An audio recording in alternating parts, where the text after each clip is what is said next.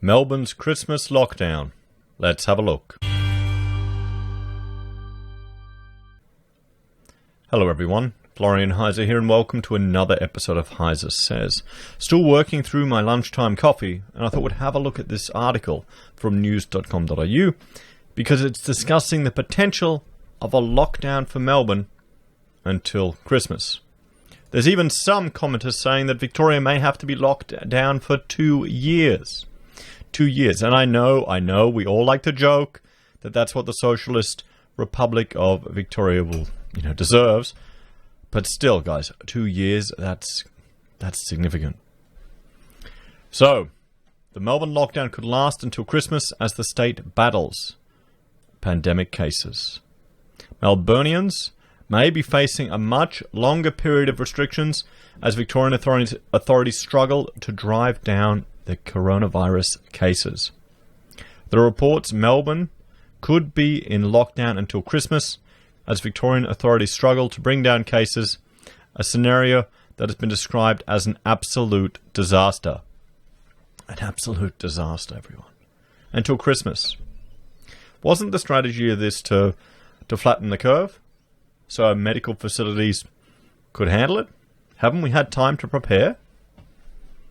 According to The Australian, the possibility of restrictions lasting many months, even if the current lockdown is eventually relaxed, have been discussed at the highest levels of government. Asked about whether a lockdown until Christmas was feasible, Federal Health Minister Greg Hunt told Today, "I don't want to put a time frame on it, respectfully. It's an initial 6 weeks. It will take all of that 6 weeks. There's no question about that. But we will just have to do what is necessary to flatten the curve for the second time. Then what's stopping it coming back again for a third time? What's stopping it coming back again for a third time, guys? It's difficult, it can be frightening, but it is achievable, and I know that we will do it because we've done it before. But, okay, here's the thing. They've done it before, they've flattened the curve before, and we've seen that. But it's failed. What's the point of flattening the curve when you have to do it again? And then you have to do it again. And you have to do it again. That's, Could this be a perpetual? Could this be going on for the next several years, everyone? Victoria's current 6-week lockdown is due to finish on August the 16th. But despite already being in lockdown for 2 weeks, the cases have not started to come down yet. Well, of course not. They won't come down until after. 2 weeks. Okay, maybe people are only just starting to realize they've got the illness after that period. Isn't that the asymptomatic period or the incubation period? So there's always going to be a 2-week delay before your interventions are actually manifested in the figures.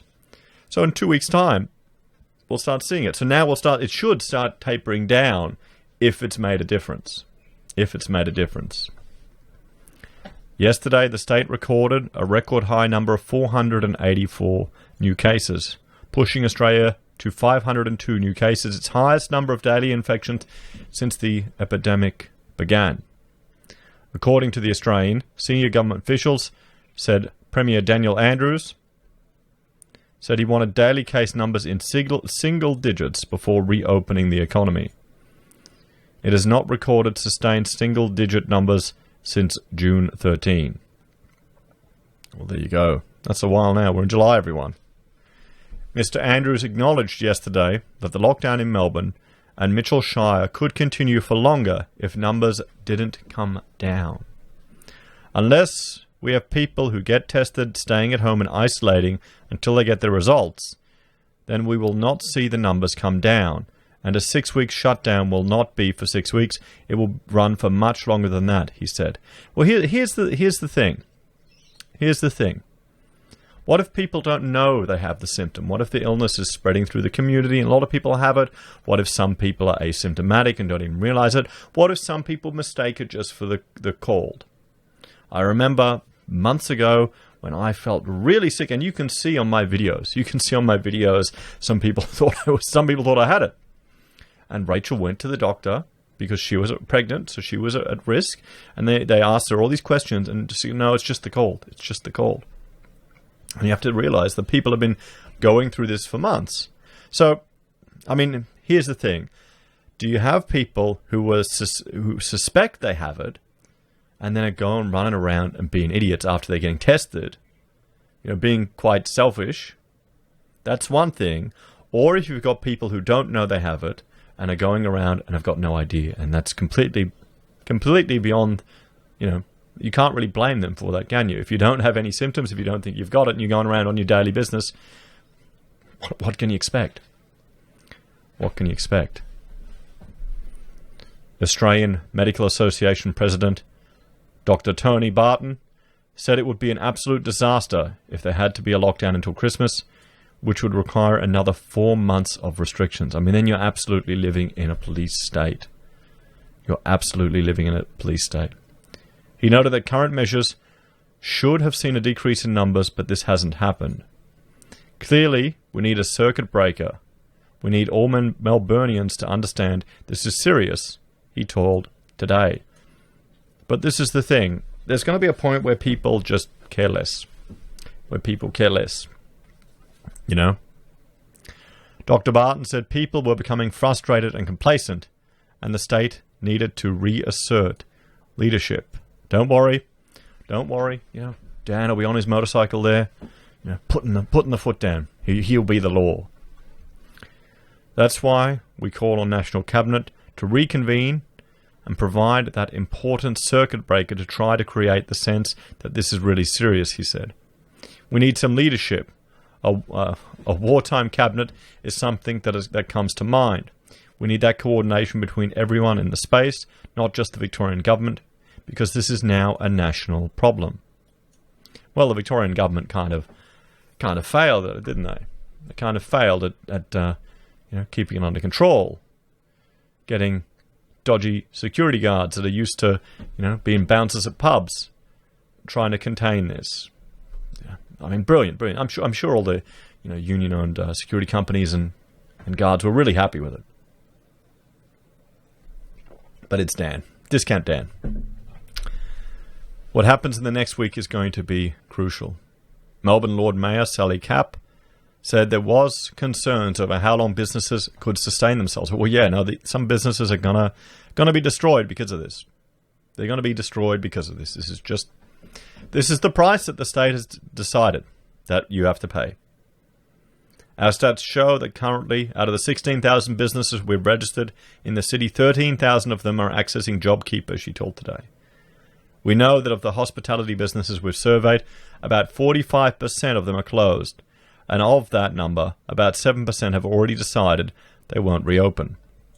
I mean, you've got some people. For some people, this has probably been the final straw.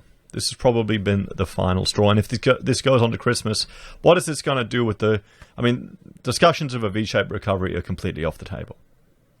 Now, what we could see here, I looked in a previous video, discussions of the Australian dollar being lifted up. The Australian dollar being lifted up. The problem with that is that we're such a export-dependent economy, or our dollar's so dependent on exports, that's going to increase it's going to do things. It's going to increase the cost of anyone coming over here for a holiday, which is hardly happening. Anyone coming over here for international tourism, which is hardly happening. Anyone migrating over here to buy houses, which is hardly happening. So that will all have impacts on the economy. It will mean that we'll get more purchasing power for our money for overseas imports. But it means hopes of restarting manufacturing and construction in Australia are going to take a hit. It's going to make it less competitive to overseas, anything made here as opposed to brought in. So back to this. So the longer the situation continues, the more dire it will be. Yesterday, Mr. Andrews said the key factor that was driving numbers higher was sick people waiting too long before getting tested. But can you blame people for not wanting to get tested? You don't want to be locked in your house. You don't want to be locked in your house. You're not worried you've got it. Oh, it's just a cold.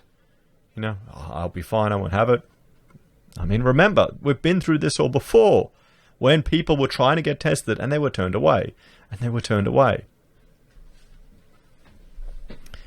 I'm very unhappy and very sad to have to report that nearly 9 in 10, or 3,400 cases did not isolate between they first felt sick and when they went to get a test, Mr. Andrews said, referring to the 3,810 cases identified between July 7th and July 21. Well, I mean, okay, so it's everywhere then. So it's everywhere then. It's loose.